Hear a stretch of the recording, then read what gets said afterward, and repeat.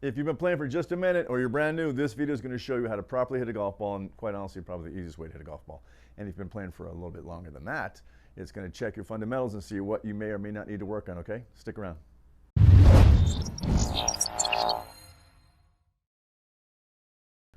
First thing is going to be posture, grip, alignment, and pressure, and I'll show you each one. Posture is when you set up, what you want to do is when you bend at the waist, you want to feel as though if your arms are hanging straight down, when you lean over enough to where you get your fists or the grip a fist to a fist and a half away from your thigh, that's about where you want to be set up, and that's for all clubs. We're just working on iron today though. Now grip is both hands have to be mated, both palms rather have to be mated. You can't have a grip where the hands are working against each other, right? So the very first thing we're going to do is you'll set your club up, whether it's a weak grip or a strong grip, you're going to set your club up, make sure your palms are like you're clapping, slide down, and like I said, either have a strong grip or a weak grip, but both palms have to mate. Now alignment is a little different. We're always trying to get that club to move in to out. So if this is my alignment, more importantly, that's my target line, I want to have my trail foot sitting just a hair back. Everything I do is going to be my lead side, hiding my trail side from the target. That promotes me being a little bit closed at address. So does my trail foot being further away from my target line. That way it gets me set up to take the club back deep enough to get an in to out swing. The pressure aspect is the most important part. Without proper pressure at address, you can't make a good swing. So what we're going to do is when you set up, you want to make certain that you cannot do this at address. Now, I don't mean this, that's very different. You want to make sure that when your feet are set up, you can't lift the feet, but you can wiggle the toes. That shows pressure's in a good spot. That's a dynamic position. If your pressures are on the wrong spot, in your heels, let's say, and you take that club back, well, your brain is not going to allow you to go deep like we're supposed to. You'll fall off balance. So what you'll do is you'll start to stand up, we'll get that early extension, and more importantly, you'll get a club that's going to come out to in, and that's the slice we're trying not to hit. So when you set up, make sure you can't do this. Lean forward enough to where you can't lift your feet, but you can wiggle your toes. That's proper pressures. Now that you've set up, where should the ball be in your stance? Should it be middle? Should it be back? Should it be forward? We're going to set it middle of your stance, because if you have the ball back in your stance, we might swing down too steep on it, not get enough distance, and if you have it too far forward, we might end up hitting too thin. The whole goal is to make sure the low point of our swing arc is out in front of the ball. We want to make sure that we're compressing the ball properly, and that's why I like the middle. Now that we understand posture, grip, alignment, pressure, ball position, now how do we take the club back? Now I know you've heard a lot about lead arm takes the club back, but even though my lead arm's not bending, my chest has barely done anything because my trail arm has broken down too soon. So what we're going to do is we're going to focus on trail arm, or my right arm pulling my left arm back, and that gets my chest to make a full rotation. You can see my right shoulder blade. So same thing, we're going to go right arm pulls left arm back to make sure we get big rotation.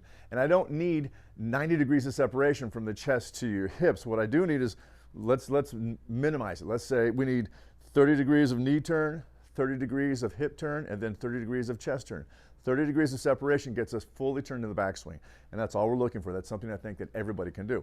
So there's lots of ways to figure out how to retrain that trail arm, and once you've done that, we're going to work on the rotation aspect. So when you take the club back, once we set up, we've got our posture correct, we want to maintain our spine angle. Our spine angle is the axis of our rotation, so the last thing we want to do is get into a good spot and then stand up. Standing up leads to shoulders parallel to the ground and the propensity to come out to in and hit that slice. So the goal is going to be, when you set up, you're going to set up with your arms across your shoulders just to teach you how to pull your left shoulder to your right heel. So your takeaway is going to be like this. And when you pull down, and I don't mean this, just enough to get you the sensation of getting your butt to move out, we're going to make sure our butt is on the wall and then breaks through. That's the whole goal. Breaks through. That promotes spine angle, back, and through. Now we're to the top of the swing. So how do we execute from the top? When you get to the top, the downswing sequence is always hips, thorax, arms, and then shaft. You cannot start from the top with your arms. When you do that, we're going to get a club path that goes out to in, probably promotes a slice. We obviously don't want that. So we're going to go to the top, we're going to stop, and we're going to go gradual.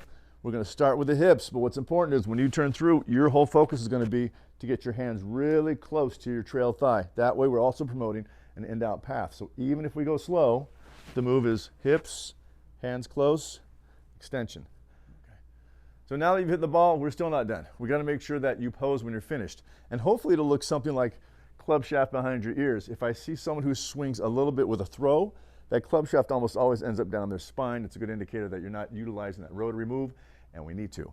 So when you finish, impact, good pose, club shaft behind your ears. So let's set it. Now you have a good idea of what it takes to hit the golf ball. I don't expect anybody to remember the entire sequence at once. You have to chop it off and break it up in little pieces and work posture and work pressure and work downswing sequence and work your practice routine, and then start hitting good shots, right? So let's walk through it real quick. Let's hit a shot and see what it looks like. We're going to take a look at our posture is good, pressure is good, ball position's good, trail foot's back a little bit.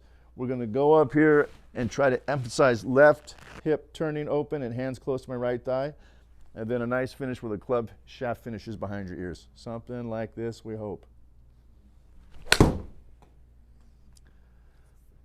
Hopefully it helped out. And if it did, or if it didn't, take a look at this link where you can spin off that ball with your driver and get you more distance.